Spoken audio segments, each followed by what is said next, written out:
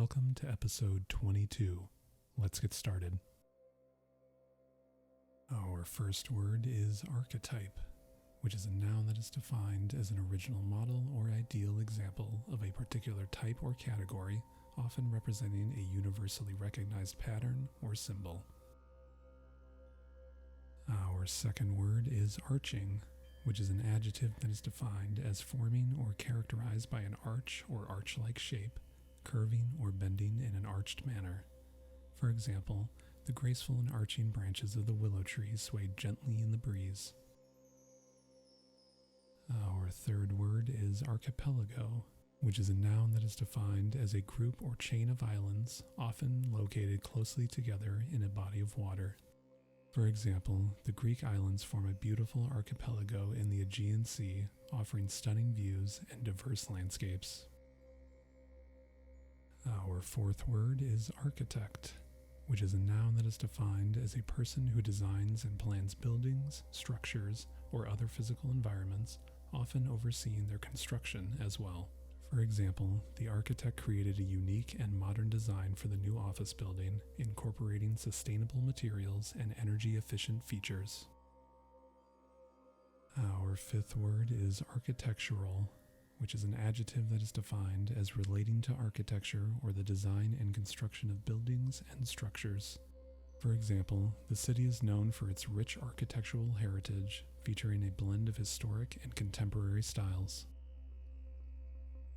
Our sixth word is architecture, which is a noun that is defined as the art, science, or practice of designing and constructing buildings, structures, or other physical environments. For example, the Gothic architecture of the cathedral showcased intricate details and soaring spires.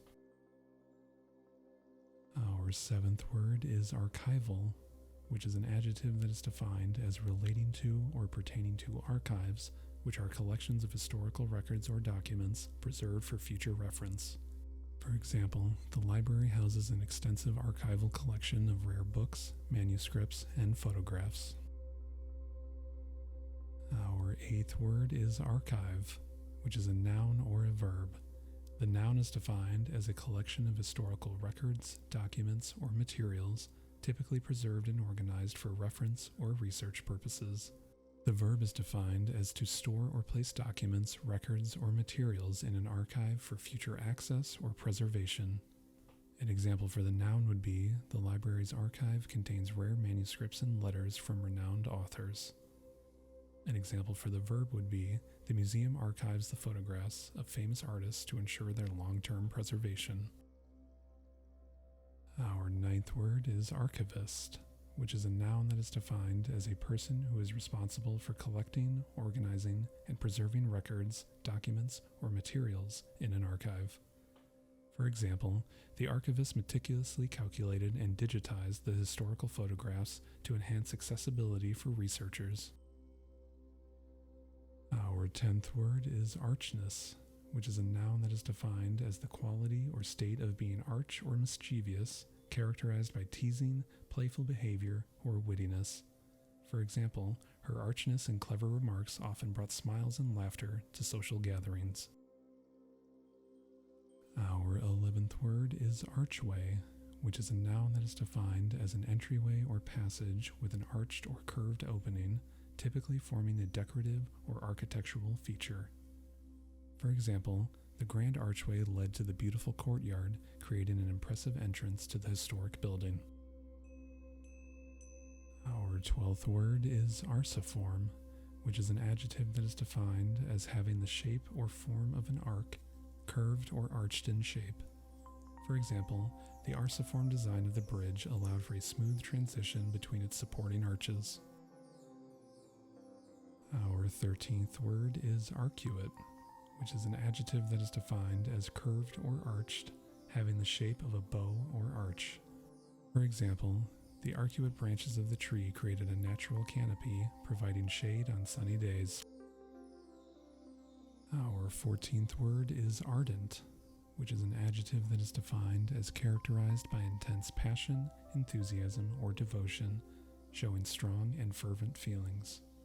For example, she was an ardent supporter of the arts, attending every theater production and art exhibition in the city. Our 15th word is ardently, which is an adverb that is defined as with great passion, enthusiasm, or fervor, showing strong and intense feelings. For example, the fans cheered ardently for their favorite team, waving flags and chanting loudly throughout the entire match. Our 16th word is ardor, which is a noun that is defined as intense enthusiasm, passion, or zeal for something, a strong and fervent feeling or emotion. For example, her ardor for learning and knowledge led her to pursue a career in scientific research. Our 17th word is arduous, which is an adjective that is defined as involving great effort, difficulty, or strenuousness, requiring hard work and perseverance. For example, climbing Mount Everest is an arduous undertaking that demands physical endurance and mental resilience. Our 18th word is are, which is a verb that is defined as the present tense second person and plural form of the verb to be. For example, you are doing a fantastic job with your project. Our 19th word is aerial, which is an adjective that is defined as relating to an area or region, pertaining to the characteristics or features of a specific geographic area. For example, heavy rainfall produced aerial flooding in the county, leaving several dirt roads washed out and a few county roads closed. Our 20th word is arena, which is a noun that is defined as an enclosed or open space, often with seating, used for sports events, concerts, performances, or other public gatherings.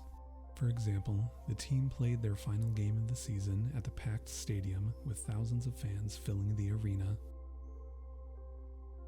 Our 21st word is areniculous, which is an adjective that is defined as living or growing in sandy areas, particularly referring to plants, animals, or organisms adapted to sandy habitats. For example, certain species of beach grass are well adapted to areniculous environments with specialized root systems that stabilize the sandy soil.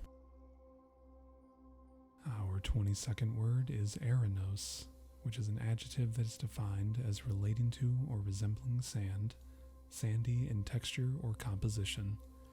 For example, the beach had a soft and arenos shoreline, perfect for building sandcastles. Our 23rd word is arate, which is a noun that is defined as a sharp ridge or mountain peak formed by the erosional process of two glacial valleys.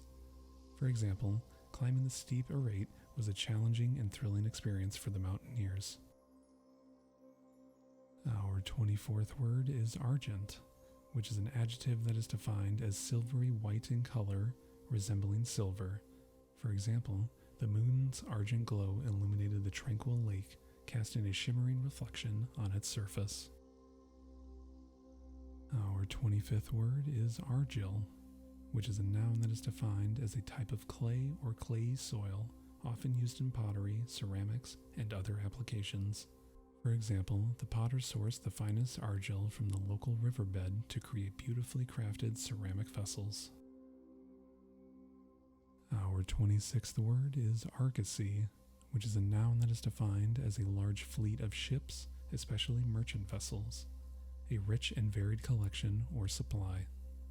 For example, the harbor was filled with an impressive argosy of ships from different countries carrying goods from distant lands. Our 27th word is argo, which is a noun that is defined as a specialized or secret language or vocabulary used by a particular group, often associated with subcultures, professions, or underground communities. For example, the criminals communicated using their own argot, using coded words and phrases to conceal their conversations. Our 28th word is arguable, which is an adjective that is defined as open to debate, interpretation, or disagreement, capable of being argued or disputed. For example, the effectiveness of the new policy was arguable, with proponents and critics presenting contrasting viewpoints. Our 29th word is argue, which is a verb that is defined as to present reasons or evidence in support of or against something, to engage in a verbal or written dispute or debate. For example, the two lawyers will argue their cases in the courtroom, presenting compelling arguments to persuade the jury. Our 30th word is argument, which is a noun that is defined as a verbal or written exchange of differing opinions or views, a logical or persuasive reason or evidence presented in a support of a claim. For example, the couple had a heated argument about where to go on vacation, each presenting their reasons for their preferred destinations. Our 31st word is argumentative, which is an adjective that is defined as inclined or prone to argue or engage in arguments, characterized by a tendency to provoke or engage in disagreements. For example, the politician's argumentative nature often led to confrontations and contentious debates in the legislative assembly. Our 32nd word is aria, which is a noun that is defined as a solo vocal piece in an opera or oratorio, typically expressing strong emotions and showcasing the singer's skills. For example, the soprano delivered a breathtaking aria, captivating the audience with her powerful and melodious voice. Our 33rd word is arid, which is an adjective that is defined as having little or no rainfall, lacking moisture or water, extremely dry or desert-like. For example, the desert landscape was characterized by arid conditions with sparse vegetation and a scarcity of water sources. Our 34th word is aridity, which is a noun that is defined as the state or quality of being arid, extreme dryness or lack of moisture.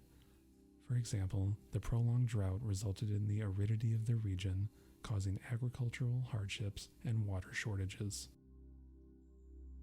Our 35th word is arioso, which is an adjective or a noun.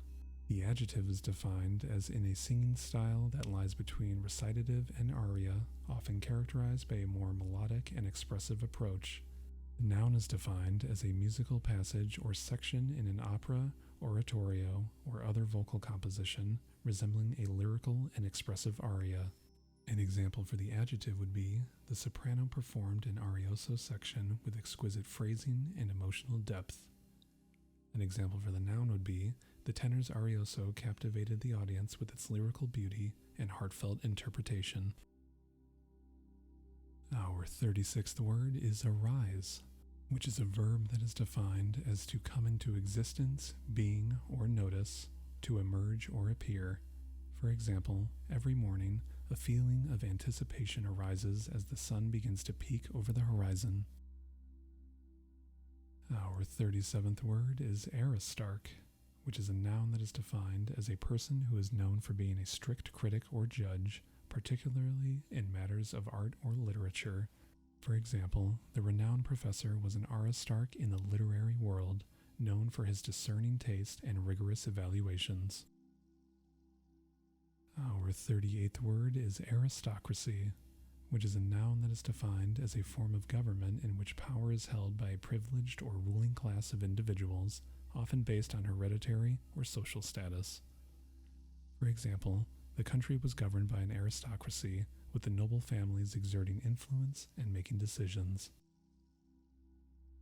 Our 39th word is aristocrat, which is a noun that is defined as a person who belongs to the highest social class or nobility, often by birth or inheritance.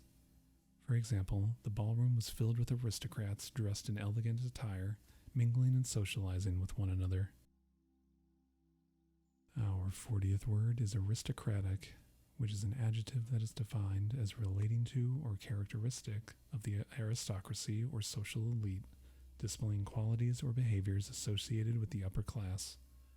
For example, the grand mansion showcased the aristocratic lifestyle with its opulent furnishings and lavish decorations.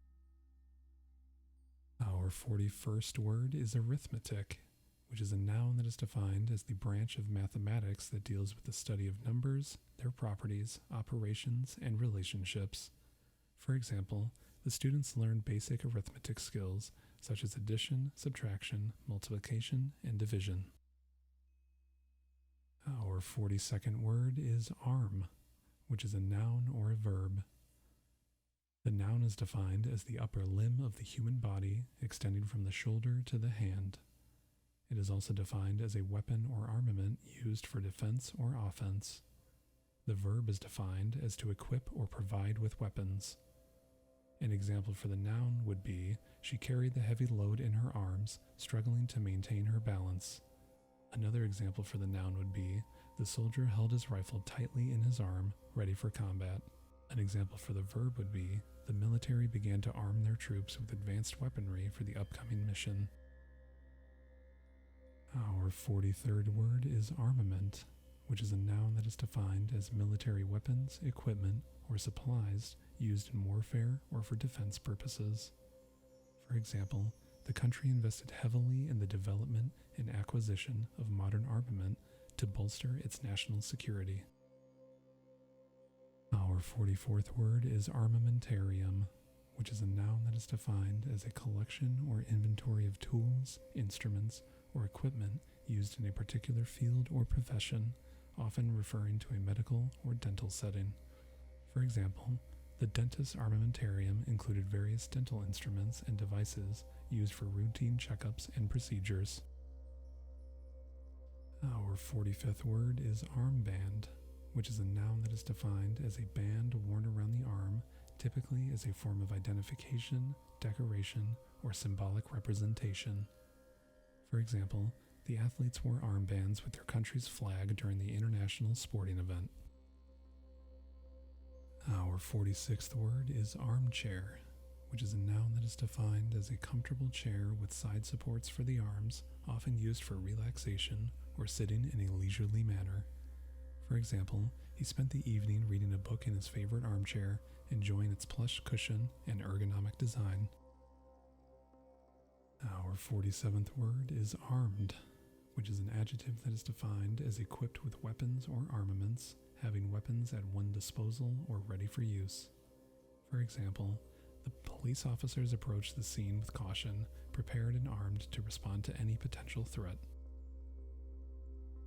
Our 48th word is arming, which is a noun or a verb. The noun is defined as the act or process of equipping or arming with weapons. The verb is defined as present participle of the verb to arm, referring to the action of providing weapons or becoming armed. An example for the noun would be, the arming of the troops took place in preparation for the upcoming military operation. An example for the verb would be, the soldiers were arming themselves with rifles and ammunition, ready for the battle ahead. Our 49th word is armistice, which is a noun that is defined as a formal agreement between warring parties to cease hostilities or fighting, typically with the aim of negotiating a peace treaty or settlement. For example, the signing of the armistice marked the end of the war, bringing relief and hope for a lasting peace.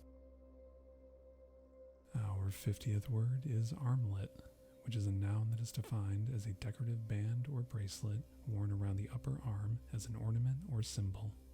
For example, she wore a delicate gold armlet adorned with intricate patterns, adding elegance to her attire.